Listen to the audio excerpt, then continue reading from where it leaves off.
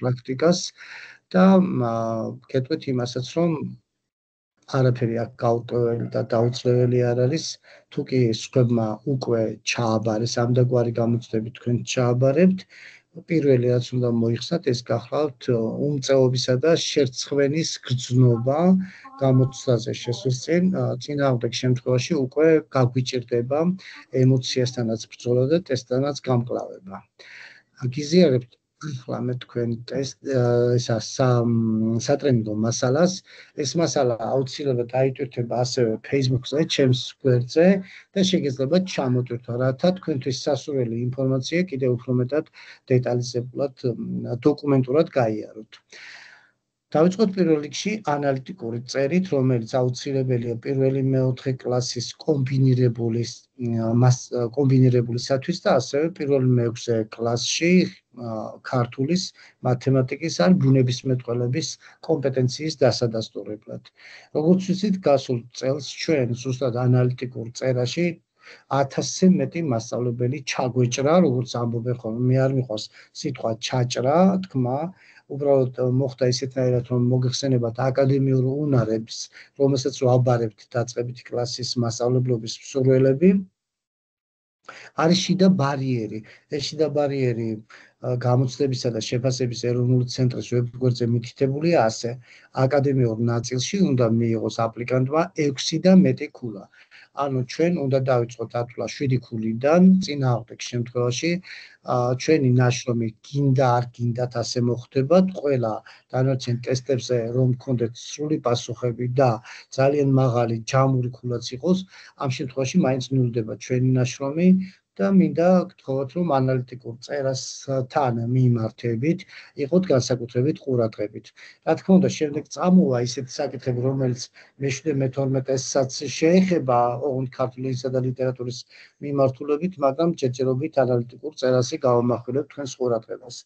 მოკლედ, ანალიტიკური წერის შემთხვევაში, როდესაც ასეთი დაბალი შედეგები დაიდო არა მარტო შარშან, არამედ უფრო ადრეც, გამოწვეული იყო იმით, რომ ხშირ შემთხვევაში აპლიკანტები ითხოვენ წინა წელს, რომ ტესტი იყო იმის მაღალქულიანი ვარიაცია დაიმახსოვრეს, ამ ვარიაციას, რა თქმა უნდა, შინაარსობრივად მომდევნო წლის ტესტი აღარ შეესაბამებოდა, ამან გამოიწვია აპლიკანტთა დაბნევა და ამიტომაც მიიღეს ძალიან დაბალი ქულები. ამ დაბალი ქულების თავიდან ასაცილებლად გეტყვით იმას, რომ შარშანწინდელი და უფრო ადრინდელი ტესტები არ განმეორდება არავითარ შემთხვევაში და ჩემი უმორჩილესი თხოვნაა დაივიწყეთ ყველა წარსული, კიდაც დღევანდელი ტესტების შინაარსების დაზეპირება, ეს გამოცდა არ არის დამახსოვრებაზე ორიენტირებული და თავიდან ბოლომდე გააზრებას მოითხოვს. და რა თქმა უნდა, ის ანალიტიკური ნაშრომი, რომელიც თქვენ უნდა შექმნათ, არ არის მასწავლებლების წვალებისათვის მოგონილი. მინდა გითხრათ, რომ ამ დაგვარი ანალიტიკური უნარის გამოვლენა მასწავლებელს აუცილებლად ესაჭიროება. კერძოდ რა თვალსაზრისით? იმ თვალსაზრისით, რომ დაწყებითი კლასების პირველი, მეოთხე, პირველი, მეექვსე კლასის მასწავლებლებს აუცილებლად, ისევე როგორც უფრო მაღალი საფეხურის მასწავლებლებს, ევალდებულებათ პრობლემის დანახვა, პრობლემის აღმოფხვრის ქსების ძიება და თუ არ აღმოიფხრება ეს პრობლემები, რა ახალ გამოწვევებს შეგვიქმნის სასწავლო პროცესში. აი ეს ყველაფერი უნდა გააკეთოს მასწავლებელმა პირველ რიგში, რა თქმა უნდა, ტესტირების შემთხვევაში და ტესტირების შემთხვევაში თუ ადასტურებს მასწავლებელი ამ ყველაფერს, ესე იგი გამოდის, რომ ის თავის პრაქტიკაში შეძლებს ამ ყველაფრის გადატანას. რა საკვირველია, წინ არავინ იცის რა ტიპის პრობლემას შეეხება ტესტი, რომელსაც თქვენ შესასრულებლად მიუსხდებით და თავისთავად ცხადია, მინდა გითხრათ ის, რომ არის რაღაც მნიშვნელოვანი საკითხები, რისი დამახსოვრება განზრახ მოგიწევთ ახლა, ეს არ არის ძალიან ბევრი ინფორმაცია, რომ ვერ დაიმახსოვროთ და თქვენს ეგრეთ წოდებულ მუშამეხსიერებაში გქონდეთ, როდესაც გამოცდაზე გახვალთ, ჩათვალეთ, რომ მე ვზივარ თქვენ გვერდით და გკარნახობთ იმასვე, რასაც ამ წუთში გელაპარაკებთ. პირველ რიგში დავიმახსოვროთ ის, რომ ანალიტიკური ნაშრომი არის სამნაწილიანი. ამ ტესტის ბოლოში, როდესაც დავალების პირობას გაეცნობით, არის 3 კითხვა, მეტი არა.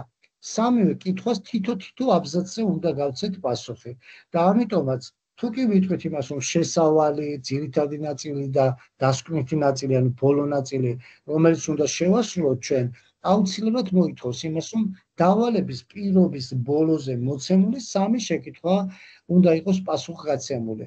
ეს სამი კითხვა რა არის? პირველი, როდესაც დავალების პირობას ვკითხულობთ, იქ აუცილებლად გამოჩნდება ეგრეთ წოდებული ცუდი შედეგი, ანუ პრობლემა.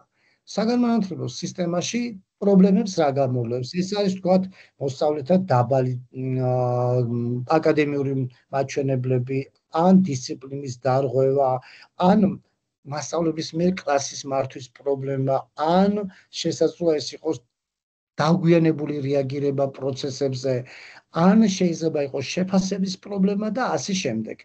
ვიდრე სკოლა იარსებებს, მოგიხსენებათ, პრობლემები არასოდეს არ გამოგველევა და საილუსტრაციო მასალაში, რომელიც დავალების პირობას წარმოადგენს, როგორ ვიპოვოთ ეს კონკრეტული პრობლემა.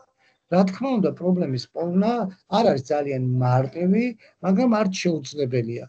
როგორც კი წაიკითხავთ დავალების პირობას, წარმოიდგინეთ, რომ თქვენ ხართ ერთ-ერთი იმ მათგანი, ვისაც ეს დავალების პირობა ეხება.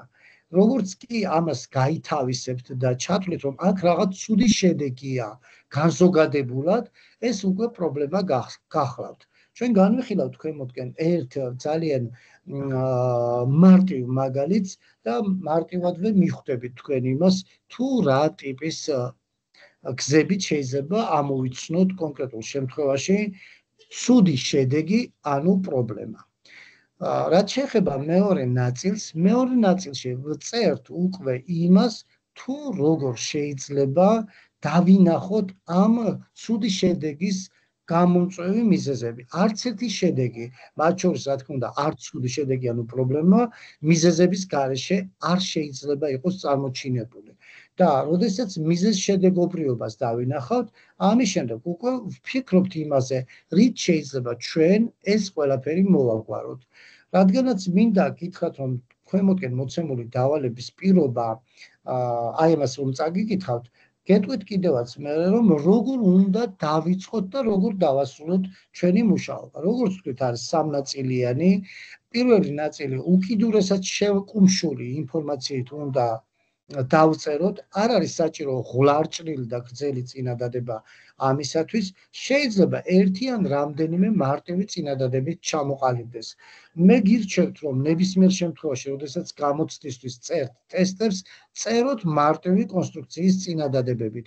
ეს არ ნიშნავს იმას, რომ აგიკრძალოთ გრძელი წინადადებების წერა, სადაც თქვათ მძიმესაც გამოიყენებთ და სხვა რომელიმე სასვე ნიშანსაც, მაგრამ დამერწმუნეთ, რომ ყოველთვის ჯობია ჩვენი აზრები გადმოიცეს მარტივი წინადადებებით. ეს მარტივი წინადადება აუცილებლად არის თხრობითი და ასეთი წინადადებების ბოლოს იწერება წერტილი. თუ თქვენ ზერთულ წინადადებებს გამოიყენებთ ან რთული კონსტრუქციის წინადადებებს, ამ შემთხვევაში შესაძლებელია დაგჭირდეთ სასვენი ნიშნების გამოყენება, განსაკუთრებით კი მძიმისა და მძიმე არის ერთ-ერთი ყველაზე რთული პუნქტუაციური თვალსაზრისით. მისი სწორ ადგილზე დასმა ხშირ შემთხვევაში მაღალი კლასის სპეციალისტებსაც ეშლებათ. მათ შორის მეც ვაღიარებ, თუ კი არ დავაკვირდე, ზოგიერთ შემთხვევაში შესაძლოა მძიმის სწორ ადგილზე დასმა გამიჭირდეს ან დამავიწყდეს ან რაღაც ამდაგვარი. და მოკლედ, რადგანაც პუნქტუაციის თვალსაზრისით ჩვენ გვაკლდება ნიშნები, თქულები, ამიტომაც ვთქვით, რომ მარტივი წინადადებები გამოიყენოთ. არა მარტო იმიტომ, რომ პუნქტუაციურ შეცდომებს აიცილებთ თავიდან, არამედ იმის გამოც, რომ მარტივ წინადადებაში ყოველთვის უფრო ნათლად ჩანს ჩვენი სათქმელი და არ არის ბუნდოვანი. ბუნდოვანი, როდესაც არის ჩვენ მიერ დაწერილი წინადადება ან წინადადებების შინაარსი, ამ შემთხვევაში ჩვენ ვეღარ შევედავებით გამსწორებელს. მე ეს ვიგულისხმი ამ წინადადებაში, ასეთი პრინციპი გამოცდებისა და შეფასების ეროვნული ცენტრის წინაშე არ ჭრის და ამიტომაც ისე უნდა ჩამოაყალიბოთ თქვენი სათქმელი, რომ ვერავინ შემოგედაოთ. ამისთვის არის ძალიან კარგი საშუალება მარტივი წინადადება. ანუ როდესაც კი დავინახავთ წარმოდგენილ საილუსტრაციო მასალაში ცუდ შედეგს, მაშინ ვწერთ ასეთნაირად. მოცემულ საილუსტრაციო მასალაში იკვეთება, რომ და რაც იკვეთება. აი მაგალითად ეს შეიძლება იყოს შეფასების პრობლემა, კლასის მართვის პრობლემა, დისციპლინის პრობლემა, პროცესების მართვის პრობლემა და ასე შემდეგ. ანუ თავისთავად ცხადია, ვიწყებთ დაახლოებით ასე, თუმცა შეგიძლიათ სხვაგვარადაც დაიწყოთ, მაგრამ უკეთესია თუ კი ასეთნაირად დაიწყებთ პირველ აბზაცს. რაც შეეხება მეორე ნაწილს, ახლა აქ უკვე უნდა დავწეროთ, რომ მოცემული პრობლემა, რაც პირველ ნაწილში აღნიშნეთ, გამოწვეულია შემდეგი მიზეზებით და ჩამოთვლით ამ მიზეზებს. ეს მიზეზები შორს არ გაქვთ საძებნი, თვითონ დავალების პირობაშივე წერია. და როგორც კი დაამთავრებთ ამას, რომ აღნიშნული პრობლემა გამოწვეულია ამ პრობლემებით და ჩამოთვლით, ამის შემდეგ მესამე აბზაცის დაწერა, ვიდრე იქნება საჭირო დაიწყეთ მესამე აბზაცს, მანამდე უნდა ახსნათ, რომ ეს პრობლემა, რომელიც აღმოაჩინეთ, გამოწვევების წინაშე გვაყენებს თუ არა. აი მაგალითად, წეღან თქვით ის, რომ დაგვიანებული პროცესები დაიწყო სკოლაში. მაგალითად, თუნდაც კლასები ერთმანეთს დაუპირისპირდნენ, დაიწყო ბავშვებს შორის შეხლა-შემოხლა, ბულინგი, დამცირება, ფიზიკური თუ სიტყვიერი შეურაცხყოფა და ასე შემდგომ. ეს თავისთავად 3 და 4 თვის მერე რომ დაიწყოს ამაზე სკოლამ ზრუნვა, ამის მოგვარებაზე, ეს უკვე ნიშნავს კონკრეტულად იმას, რომ სკოლამ პროცესები დააგვიანა. და თავისთავად ცხადია, რომ ესე იგი სკოლაში მართვის პრობლემა რომ არსებობს, ეს არის იმის გამო გამოწვეული, რომ დირექციამ გვიან გაიგო. ამის გარდა დამრიგებლები დროულად არ ჩაერივნენ, მშობლები უხეშად ჩაერივნენ და თავიანთი შვილების მხარეები დაიჭირეს კონფლიქტში. სკოლამ არ განახორციელა ეგრეთ წოდებული ადაპტაციის წესი, არ ჩამოაყალიბა სხვადასხვა ტიპის ისეთი აქტივობები არ შესთავაზა სკოლას, რომელიც უზრუნველყოს სკოლაში მშვიდ გარემოს და ასე შემდგომ. ეს როგორც კი მიზეზშედეგობრიობა ჩამოითვლება, ამის მერე უკვე ვასახელებთ, თუ რა შეიძლება კონკრეტული პრობლემის გამო გამოწვევები წარმოიქმნა სკოლაში. ნებისმიერ შემთხვევაში ასეთი ტიპის პრობლემები, რაც სკოლაში გვაქვს, იწვევს მოსწავლეთა დაპირისპირებას, აკადემიურ შედეგებს, შესაძლოა სისხლის სამართლის დანაშაულიც კი ჩაიდინონ ბავშვებმა. ასევე გამოიწვევს აკადემიური დონის კლებას, სკოლის რეპუტაცია დაეცემა და სხვა და სხვა. ეს მეორე ნაწილში უნდა დაიწეროს აუცილებლად, ანუ რით არის გამოწვეული პრობლემა, გვიწერია აუცილებლად დავალების პირობაში, მაგრამ რას გამოიწვევს, ეს თქვენ უნდა მოიფიქროთ უკვე. და როგორც გითხარით, გამოიწვევს სკოლის რეპუტაციის კლებას, მოსწავლეთა შორის ბულინგს, გამოიწვევს აკადემიური დონის კლებას და ასე შემდეგ. თქვენ ამას ძალიან მარტივად მიხვდებით, თუ კი გაითავისებთ კონკრეტულად ამ პრობლემას, რაც გვეწერება ჩვეულებრივ დავალების პირობაში, ტესტის პირობაში. ხოლო მესამე ნაწილში ჩვენ წერთ, ეგრეთ წოდებულ დასკვნით ნაწილში წერთ, პრობლემა როგორ უნდა მოვაგვაროთ, რა გზებით და რა სტრატეგიებით. რა თქმა უნდა, ნებისმიერი პრობლემა შეიძლება ცნობიერების ამაღლების გზით მოგვარდეს, ხო? ცნობიერების ამაღლება რით უნდა მოხდეს, ესეც უნდა მივაწეროთ. ეს შეიძლება იყოს სკოლაში თქვა ტრენინგების ჩატარება, ვორქშოპების შეთავაზება, გამოცდილი ადამიანების მიერ მასტერკლასების ჩატარება, აქვე შეიძლება ვახსენოთ დისკუსიის მოწყობა, შესაბამისი ფილმების ყურება და მისი განხილვა და ასე შემდგომ და ასე შემდგომ. მოკლედ, ერთი სიტყვით, ახლა უფრო დავაკონკრეტოთ, წარმოიდგინეთ ეგეთი რამ, ძალიან ყოფა ცხოვრებით დეტალებზე გავამახვილოთ ყურადღებას, ოღონდ მე ეს, რა თქმა უნდა გადაიტანოთ იმ პრობლემაზე, რომელიც გვექნება საილუსტრაციო მასალაში, ანუ ტესტში. ჩავთვალოთ ეგეთი რამ, რომ ხელი დავიწვით გახურებულ ღუმელზე, რომ დავდეთ ამის გამო. ეს ბუნებრივია, უკვე გვაფიქრებს ესეთ რამეზე, რა არის აქ პრობლემა და რა არის მიზეზი. ანუ რა არის ცუდი შედეგი. ცუდი შედეგი გახურებული ღუმელი კი არ არის, არამედ ხელი რომ დავიწვით, ესაა ცუდი შედეგი. ამიტომ პრობლემაა დამწვარი ხელი და არა გახურებული ღუმელი. მაგრამ ამ პრობლემას რა იწვევს გახურებულ ღუმელზე ხელის დადება. მე მგონი ამ დაგვარი ძალიან ცოცხალი მაგალითის მოყვანა თქვენ გაჩვენებთ იმას, როგორ ამოიცნოთ კონკრეტულ საილუსტრაციო მასალაში პრობლემა და მისი გამომწვევი მიზეზები. მოდი კიდევ დავასახელოთ სხვა ესეთი რამ კიდევ. მაგალითად თქვათ, ჩვენ მასწავლებლებს ერთმანეთის მიმართ გვაქვს მტრული დამოკიდებულება სკოლაში. ვეჩხუბებით ერთმანეთს საათების რაოდენობაზე, სადამრიგებელ კლასის აყვანა არაყვანაზე, კურიკულუმები ვინ და შექმნას და ასე შემდგომ. და მოკლედ ესეთი დიდი ალიაქუთი გვექნება სკოლაში და სხვადასხვა აქტივობით ჭალებში ერთმანეთს დაუპირისპირდებით. აი ამ შემთხვევაში არ შეიძლება აღმოჩნდეს ჩვენი ყურადღების მიღმა დაბალი სასკოლო კულტურა.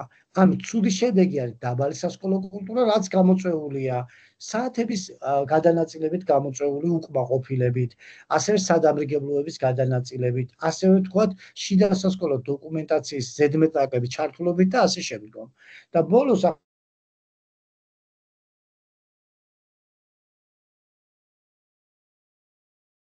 ეს აუცილებლად იმდაგვარად, როგორც შეიძლება მოგვარდეს. ანუ პრობლემას რით შეიძლება გაუწიოთ წინააღმდეგ, მაგრამ ისეთი აქტივობებით, როგორც არის თქვა ცნობიერების ამაღლება, როგორც არის ტრენინგები, როგორც არის ვორქშოპები და ასე შემდეგ. არ გჭირდა ამას ჩავატარებთ ვორქშოპს, დისკუსიას გავმართავთ და ასე შემდგომ. ამით მოგეხსენებათ, აღარ ჭირდება ბოლოში იმისი დაწერა, რომ გინდა თუ არა ეს მოაგვარებს პრობლემას. ეს თავისთავად ცხადია, რომ ამას გამოხატას თავის და უნებლიეთ. მოკლედ, გადავედით ახლა უკვე ისეთი ტიპის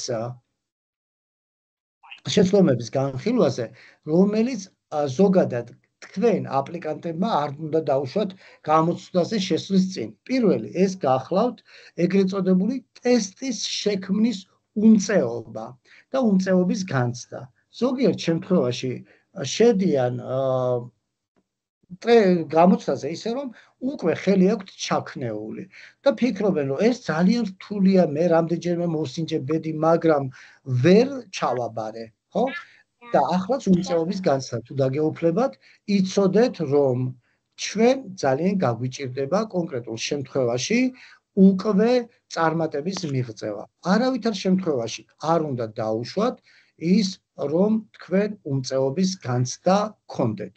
და ფიქრობთ იმაზე, რომ აუცილებლად გექნებათ კარგი შედეგები. შემდეგ, როდესაც ამ ტიპის, ანუ ანალიტიკურ ტექსტებს წერთ, არ გჭირდებათ პათეტიკობა, მამებლობა. თუ შეიძლება გათიშეთ ეს მიკროფონები, თუ არ გსურთ მოსმენა, სხვა ადამიანებს დაადროვეთ, ძალიან გთხოვთ. მოკლედ, პათეტიკურობა, ანუ პათეტიკური ტონალობა, რაც გულისხმობს მამებლობას ან მონათფლობელის პოზიციიდან რაღაცებზე საუბარს, არ გჭირდებათ მხატვრულ გამომსახველობითი შთამბეჭდავი სიტყვები. არ გამოიჩინოთ ტენდენციურობა რელიგიური, ეროვნული ან პოლიტიკური თვალსაზრისით. ეს არაფერში არ წაადგება თქვენს ნაშრომს და პირიქით ღირსებას დააკარგვინებს. არ დაიზეპიროთ გასული წლის ტესტები ან მაღალქულიანი ესეები. ზოგადად, სადაც ხმა მიგიწვდებათ, ყველას უთხრათ, რომ გასული წლის ტესტების დამახსოვრება თქვენ აუცილებლად მიგიყვანთ იმედგაცრუებამდე. ყველა შემთხვევაში არასოდეს ტესტი არ განმეორდება და აქედან გამომდინარე გასული წლის ტესტებზე ტვინის გაცხელება არ გიღებთ. ასევე ერთ-ერთი რაც წერის დროს ემართებათ ხოლმე არასასიამოვნო აპლიკანტებს, ეს არის სიტყვების რაოდენობას მოაგროვებენ თუ არა. არავითარ შემთხვევაში წერის დროს არ ითვალოთ სიტყვები. ამის საჭიროება არ არის, იმიტომ რომ თქვენ გჭირდებათ ანალიტიკური ნაშრომის შესაქმნელად სულ რაღაც 120 თუ 20 მეტი სიტყვა, რომელიც ძალიან სწრაფად მოგიგროვდებათ და თავისთავად ცხადია, თუ თქვენ გადახვედით ეგრეთ წოდებულ ბუღალტერიაზე და ითვალეთ ყველა სტრიქონის დამთავრების შემდეგ, ყველა ხაზის შევსების შემდეგ, ნეტა აქ რამდენი დავწერეთ და ასე შემდგომ, ეს უკვე აგაცნეთ ძირითად თქვენს მაგისტრალს, რის მიხედვითაც უნდა დაწეროთ ანალიტიკური თუ სხვა ტიპის ტექსტები.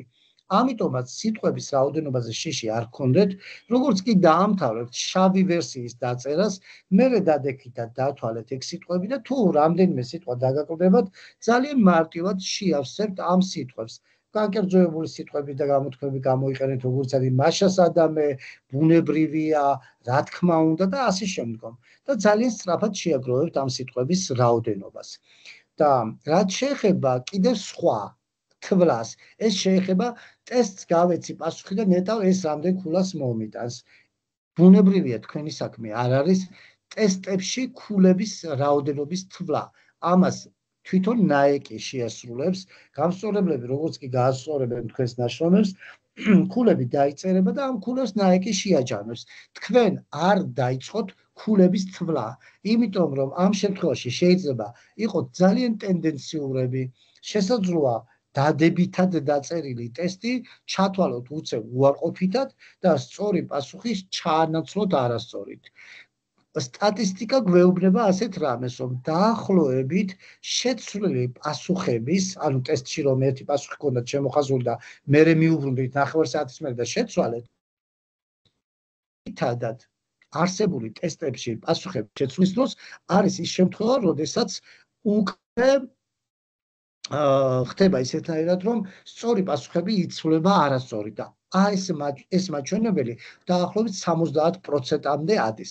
ამიტომაც არ ითვალოთ სიტყვები, არ ითვალოთ თქვენი წარმოდგენით ტესტები და როგორც კი დახურულ ტესტებზე იმუშავებთ, დაფიქრდით ერთხელ, წაიკითხეთ გულდაგულ, აღნიშნეთ შესაბამისი პასუხი და მას არ მიუბრუნდეთ მეორედ.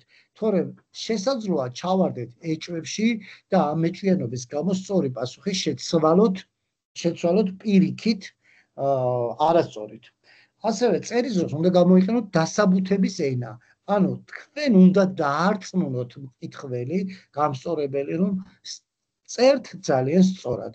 ანალიტიკური ნაშრომის სწორად შესაქმნელად არ გჭირდებათ ვიღაცის ციტატები, ფილმები და რაღაც მონაკვეთების ამოღება, ვიღაცის გამონათქვამები და ასე შემდეგ. ყველანაირი თქვენთვის საჭირო არგუმენტი წარმოდგენილი გახლავთ დავალების პირობაში და არანაირი ილია ჭავჭავაძის, იაკობ გოგებაშვილის, როჯერსის თუ დიუის გამონათქვამები ამისთვის არ გჭირდებათ. ასევე ერთ-ერთი მთავარი პრობლემა, როგორც გითხარით, თავიდან ეს არის დავალებაში პრობლემის დაუნახვა, რომ ვერ როგორ უნდა დავინახოთ ეს ყველაფერი? მიზეზ შედეგობრივობას დააკვირდეთ. ცუდი შედეგია მიზეზი, ისა უკასავად პრობლემა, მისი გამომწვევი არის აუცილებლად მიზეზი, რომელიც მეორე ნაწილში უნდა დაწეროთ, მეორე აბზაცში და არა პირველში. პირველში მხოლოდ ის გევალებათ დაინახოთ პრობლემა. პრობლემა არის ცუდი შედეგი განზოგადებულად და იფიქრეთ ამაზე, რა გამოიწვია, გაიხსენეთ ცხელი ღუმელი და დამწვარი ხელი. ანუ დამწვარი ხელია პრობლემა, იმიტომ რომ ის ტკივნეულია, მაგრამ ღუმელი თავისთავად ცხელი რომ არის, ეს პრობლემა ვერ იქნება. უბრალოდ ხელი რომ დავადეთ ამ ღუმელზე და მივიღეთ ცუდი შედეგი დამწვარი ხელი, ეს არის პრობლემა. ან კიდევ წეღანაც ვთქვი, რომ მასწავლებლები თუ კი ერთმანეთს ვეჩხუბებით, ხშირ შემთხვევაში მასწავლებლების ჩხუბი კი არ არის პრობლემა, არამედ არის უკვე ამის გამო გამოწვეული სკოლაში თანამშრომლობითი ცუდი კულტურა და არაფერი სხვა. შემდეგ სამნაწილად აუცილებლად დაყავით თქვენი ნაშრომი და ყველა აბზაცში სათანადოდ დაწერეთ. პირველში პრობლემა, მეორეში პრობლემის გამომწვევი მიზეზები და ამ პრობლემით მიღებული გამოწვევები, ანუ ახალი პრობლემები რა შეიძლება წარმოიქმნას და მესამე ნაწილში დაწერეთ აუცილებლად როგორ მოაგვარებდით აღნიშნულ პრობლემას. არ ჭირდება არანაირი პათეტიკა და ზედმეტი ამას არაფერი. აი მაგალითად ახლა უკვე თქვენ წინაშე არის წარმოდგენილი ერთ-ერთი ნიმუში, რომლის საფუძველზედაც შეგიძლიათ თქვენ დააკვირდეთ და დაინახოთ რა არის კონკრეტულ შემთხვევაში პრობლემა. საილუსტრაციო მასალა ასეთია. მოსწავლეთა გამოკითხვის შედეგად გამოიკვეთა შემდეგი. მასწავლებლები ნიშნებს წერენ გაკვეთილის ბოლოს, ისე რომ მოსწავლეებმა წინასწარ არ იციან თუ რა კრიტერიუმით აფასებენ.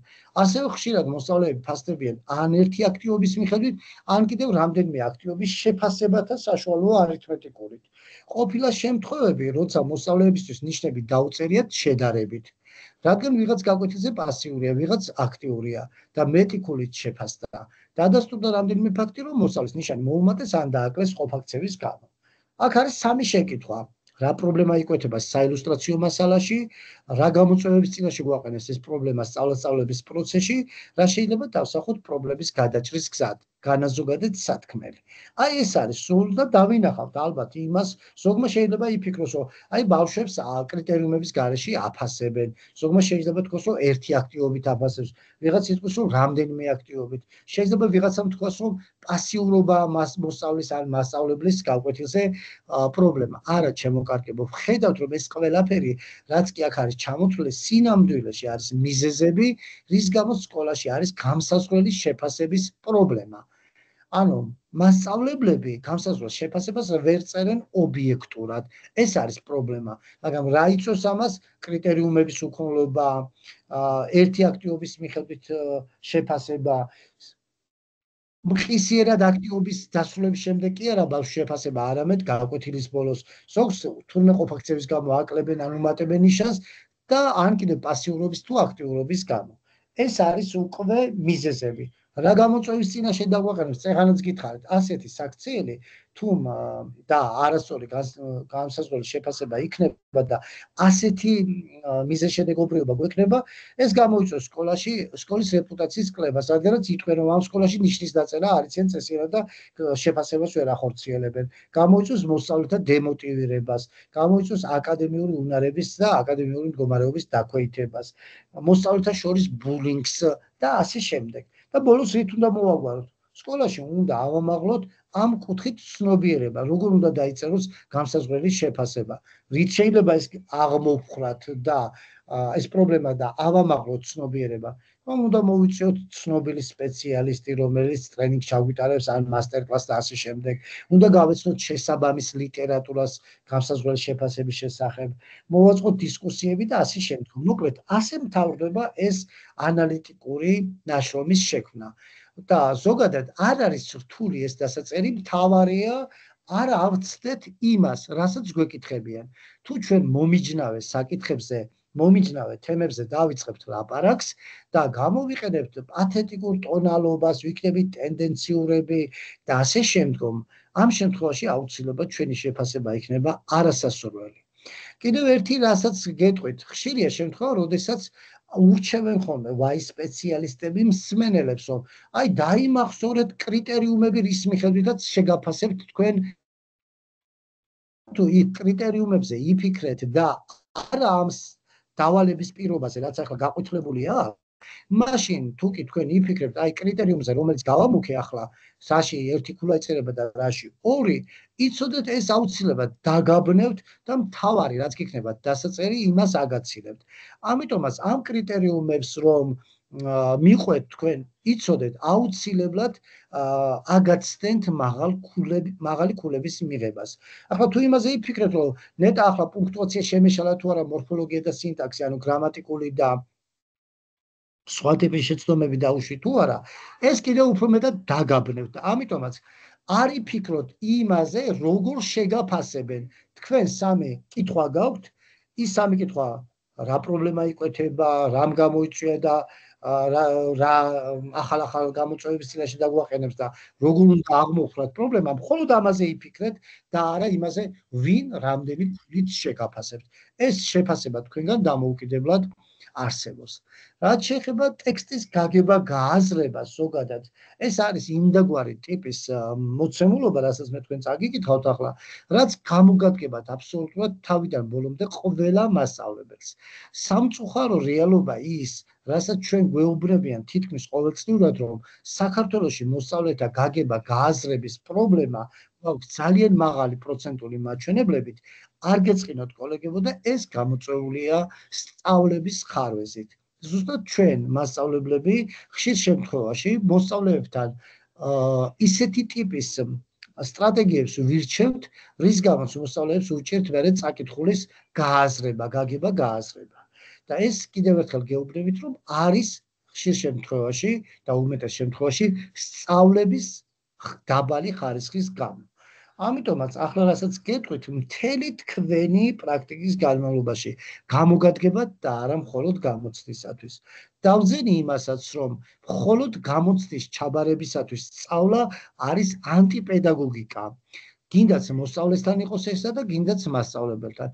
უნდა ვისწავლოთ ჩვენი ცხოვრებისათვის, ჩვენი პროფესიისათვის, უნდა ვისწავლოთ პრობლემების მოსაგვარებლად და არა მხოლოდ ერთი მოკლევადიანი მიზნის გამოცდის ჩასაბარებლად. ამიტომაც თუ თქვენ მხოლოდ გამოცდის ჩაბარებაზე იფიქრებთ, ამ შემთხვევაში იცოდეთ, რომ დიდი შანსი გაქვთ გამოცდაც ვერ ჩააბაროთ.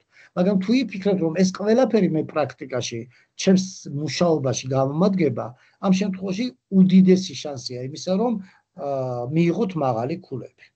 მოკლედ, როდესაც ჩვენ გვეუბნებიან იმას, რომ ტესტთან იმუშავეთ, ნებისმიერ ტესტთან, მით უმეტეს გაგება გააზრებასთან დაკავშირებული, როცა არის პირდაპირ მითითება, ამ შემთხვევაში რა გვჭირდება? ამისთვის გვჭირდება ყურადღებით უნდა წავიკითხოთ ტექსტი.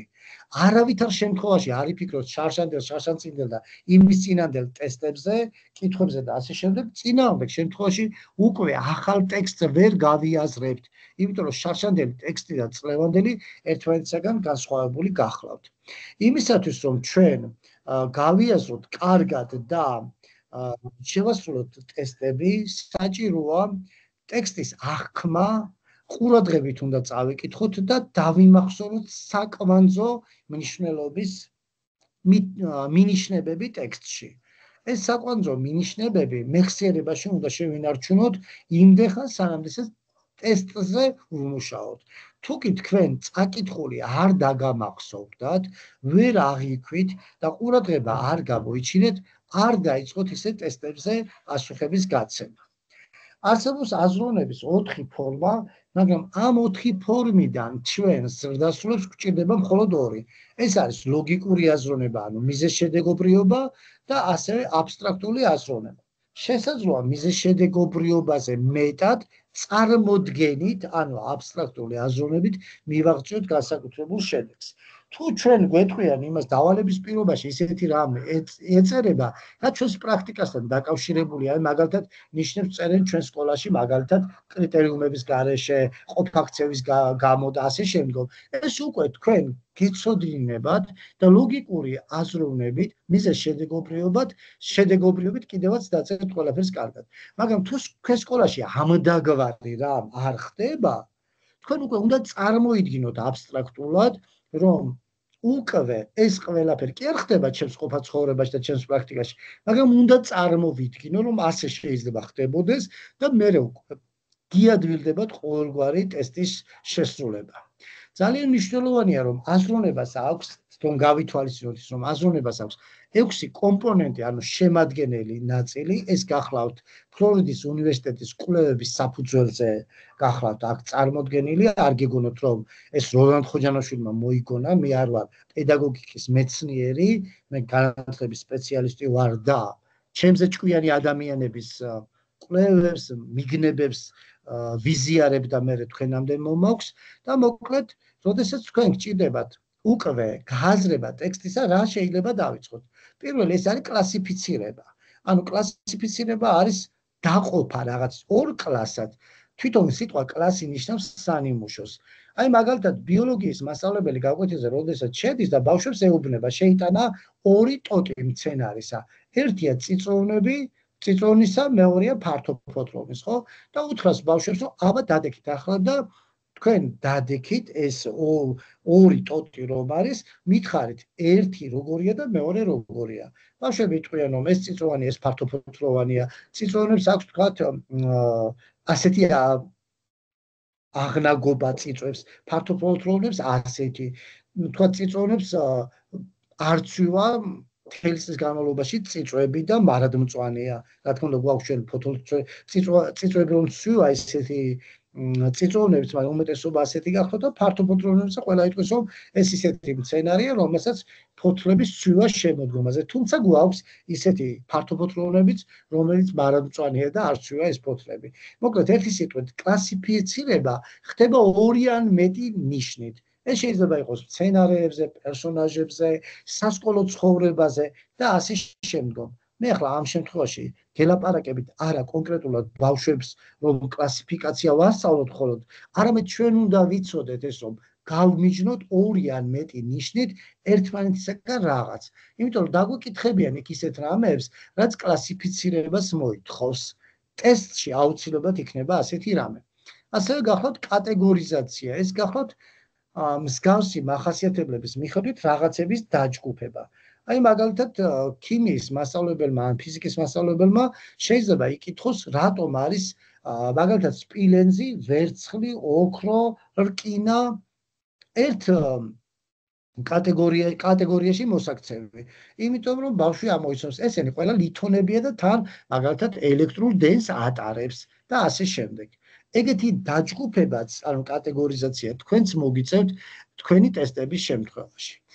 ასევე გახლავთ ანალოგიები. ანალოგია რას გულისხმობს? ანუ ერთგან რაც არის წარმოდგენილი, კიდევ სად შეიძლება ამდაგვარი იყოს წარმოდგენილი. თქვათ, დიქტატორი მარტო სტალინი კი არ იყო ასევე თქვათ იგივე ჰიტლერი, იგივე თქვათ სადღაც პინოჩეტი და ასე შემდეგ. ახლა ეს ისტორიასთან კავშირშია. ან კიდევ მაგალითად ანალოგიების მოძებნა შეიძლება გეოგრაფიაშიც. რომ აი თქვათ თუ კი გეოგრაფიის მასწავლებელს ეკითხებიან ან თვითონ ეკითხება კლასში ბავშვებს, ახალგაზრდა მთებია კავკასიონი მაგალითად. ანალოგიური ახალგაზრდა მთები კიდევ სად არის? ეს არის მაგალითად ჩრდილოეთ ამერიკაში კორდილიერები. მაგრამ არავითარ შემთხვევაში აპალაჩები, იმიტომ რომ აპალაჩები ძველი მთებია. აი უკვე როდესაც ესეთერე დავსვამთ საკითხს, რომ გვაქვს ჩამოთვლილი აპალაჩები, კავკასიონი, ჰიმალაი, კორდილიერები, ანდები. გამოყავით ზედმეტი. ზედმეტი რა თქმა უნდა აქ არის უკვე აპალაჩები, რადგანაც აპალაჩის მთები გახლავთ ძველი და არა ახალგაზრდა როგორც დანარჩენებია. სხვადასხვა საგნის მიხედვით რამდენიმე ნიმუშს მოგიყვანთ, მაგრამ თქვენ იქ ამაზე საუბარი არ გჭირდებათ. თქვენ უბრალოდ მხოლოდ ცოცხალ მაგალითად მოგიყვანეთ ეს ყველაფერი, რომ იქ ტესტში შინაარსი რომ წინ არავინ არ იცის, რა გვაქვს ზედმეტად გამოსაყოფი, ან ანალოგია როგორ მოვძებნოთ, ან კიდევ თქვათ კატეგორიზება ან კლასიფიცირება როგორ გავაკეთოთ. ესევე გახლავთ მიზეზშედეგობრივი კავშირების დამყარება. სამოუკეთილო პროცესში დისციპლინის დარღვევის გამო შედეგები როგორი იქნება? არასახარბიელო. თქვა თუ მასწავლებელი ხშირ შემთხვევაში სამოტივაციო საშუალებებს იყენებს, შედეგები იქნება კარგი და ასე შემდეგ. და არის კიდევ მოვლენების ლოგიკური თანმიმდევრობა. მაგალითად, ლოგიკური თანმიმდევრობა იქნება ის, რომ კონკრეტულ შემთხვევაში თუ კი ჩვენ სკოლაში შევიტანთ კარგ ტექნოლოგიებს, შევიყვანთ კარგ პერსონალს, ჩავატარებთ სხვადასხვა აქტივობებს, აი ესე ჯაჭვურად გადაიბება და მივალთ კარგ შედეგებამდე. ანუ როგორც თუნდაც წყლის წრებრუნვა რომ დავარქვათ, თქვათ ოკეანიდან წყალი ორთქლდება ზემოთ, იმიტომ რომ მზის სხივები ათბობს, შემდეგ ეს ორთქლი ზემოთ ადის, ზემოთკენ რომ ადის, ცივდება და მერე ისე ნალექის სახით ბრუნდება დედამიწაზე. ანუ რაღაც ლოგიკურად არის გადაბმული ერთმანეთთან. ანუ ახლა თუ ვინმე ბიოლოგი ხართ, აქ ადვილად მიხვდებით, თუნდაც ეგრეთ წოდებული კვების ჯაჭვი რომ არის. მაგალითად, პეპელა, რომელიც ყვავილიდან იღებს ნექტარს, გომბეშო გადაყლაპა ჯაჭვური მიმდევრობით, თქვათ გველმა გველი, თქვათ აითვისა ბჭყალებში, მაგალითად არწივა შევარდებმა თუ ბუმ. მერე ეს ფრინველი შეიძლება თუნდაც ასაკის გამო მოკვდეს და მკვდარი ფრინველი გაიხრწნება ნიადაგის ნაყოფიერებას ამაღლებს, ამ ნაყოფიერი ნიადაგიდან მცენარე მარტივად გაიზრდება უფრო, რომელსაც ისევ ყვავილი ექნება, რომის ნექტარსაც მერე მწერი აითვისებს, წერს კიდევ ისევ ბაყაყი და ასე შემდეგ. ანუ ლოგიკური თანმიმდევრობა ყველაფერში აბსოლუტურად არსებობს. რაც შეეხება ახლა მე-12 კლასის ქართულის მასწავლებლების გამოცდას, აქ გვაქვს ჩვენ ძალიან მნიშვნელოვანი ერთ-ერთი 20 ქულიანი ტესტი, ტექსტის მხატვრული ანალიზი. ტექსტის მხატვრულ ანალიზში არის სულ ორი კითხვა. რა არის ავტორის მთავარი სათქმელი, რომელსაც თუ ტექსტს არ წავიკითხავთ, ისე ვერ გავიგებთ და მე რისი საშუალებებით, რომელი მხატვრული საშუალებებით, რა მხატვრული საშუალებებით არის ეს ყველაფერი გადმოცემული. ეს სხვადასხვა სათქმელი აქვს, რა თქმა უნდა, ავტორებს. ზოგან შეიძლება კაცთმოყვარეობას ქადაგებდეს ავტორი და ეს იყოს მისი სათქმელი. ზოგან მაგალითად შურიზების არასასურველობაზე იყოს ლაპარაკი. სადღაც შეიძლება იყოს ბუნების მშვენიერების დანახვებაზე და ასე შემდეგ. ანუ ყველა ავტორს სხვადასხვანაირი სათქმელი აქვს. რატომ წერენ ლექსებს, პოემებს, მოთხრობებს თუ რომანებს? რაღაც აქვთ ავტორებს ხო სათქმელი. ჩვენ შეიძლება შევხვდეს მთელი ნაწარმოები, ან ნაწარმოების ნაწყვეტი და უნდა დავინახოთ, რა არის ავტორის სათქმელი. ამისთვის რას გავაკეთებთ? პირველ რიგში,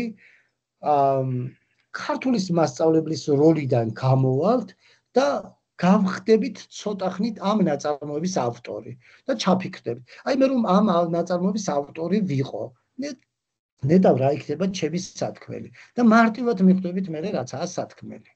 და უკვე მეორე ნაწილში უნდა დავამტკიცოთ ეს რატომ არის მართლაც ავტორის სათქმელი და თან ამისთვის რა გამოიყენა ავტორმა. რას იყენებენ, რა თქმა უნდა, მხატვრულ ნაწარმოებებში იყენებენ მხატვრულ საშუალებებსა და ხერხებს.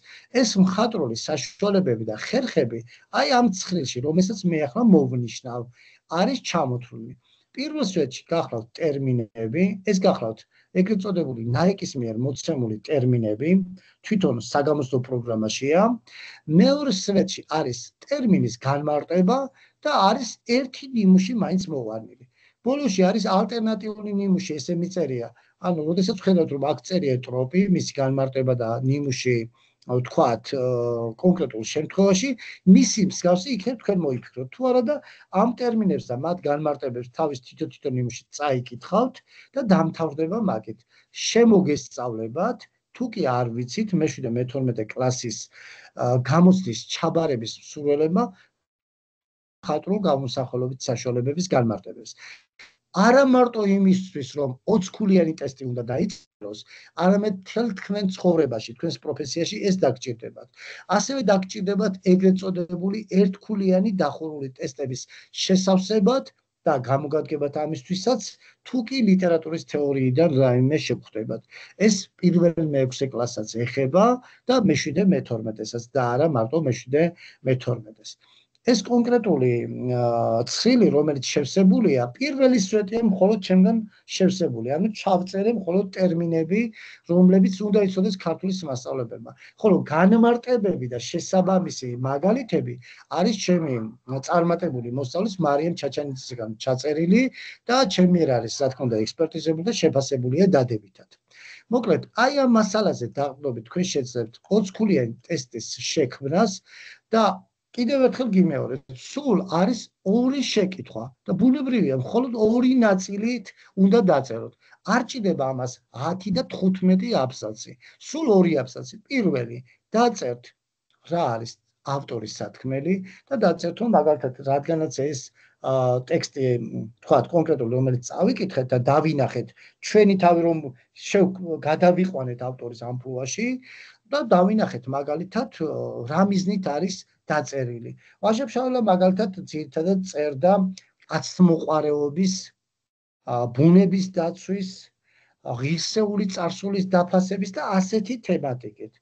თქვათ, ზოგიერთი ქართველი მწერალი წერს სამშობლოს სიყვარულის გაძლიერებისათვის, ვიღაც ადამიანური გრძნობების და ადამიანური ემოციების დანახვებისათვის და ასე შემდეგ.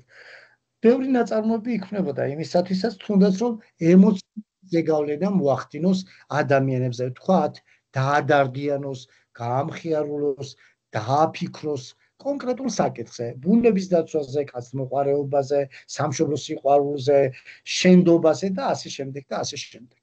მეორე აბზაცში აუცილებლად იწერება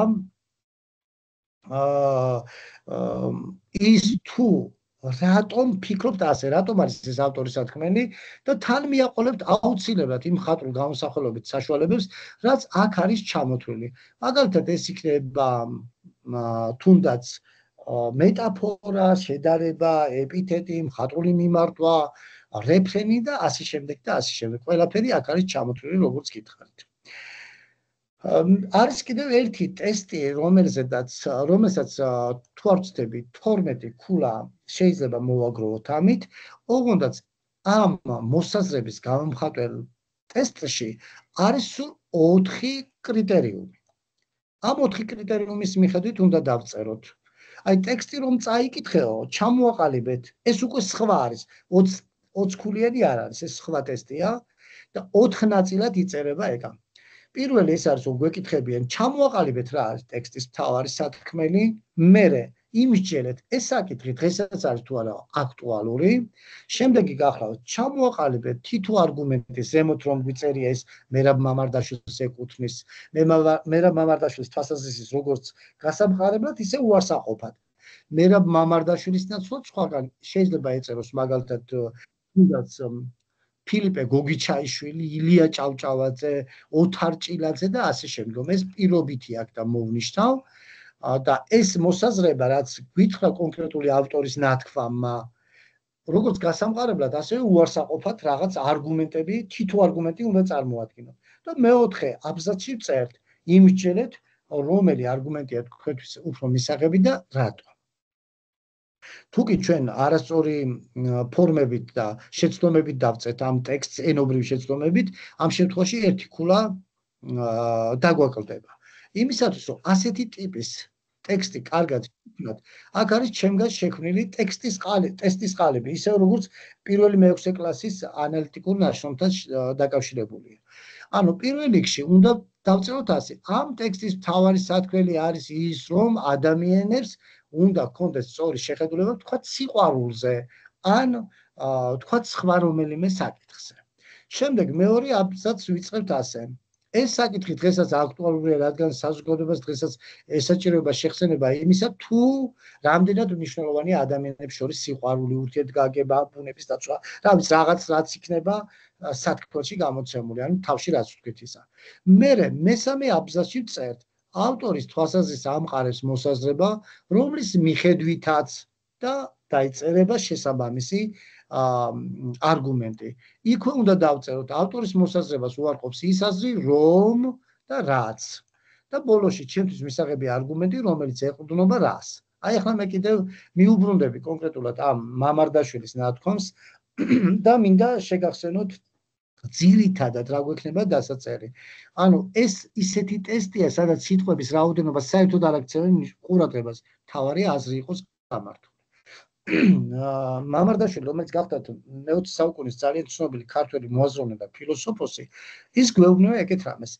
ადამიანი იწყება ღირსებიდან და მას მხოლოდ საკუთარი ღირსების გავლით შეუძლია ჭეშმარიტად გააცნობიროს თავი ამა თუ იმ ერის შვილად.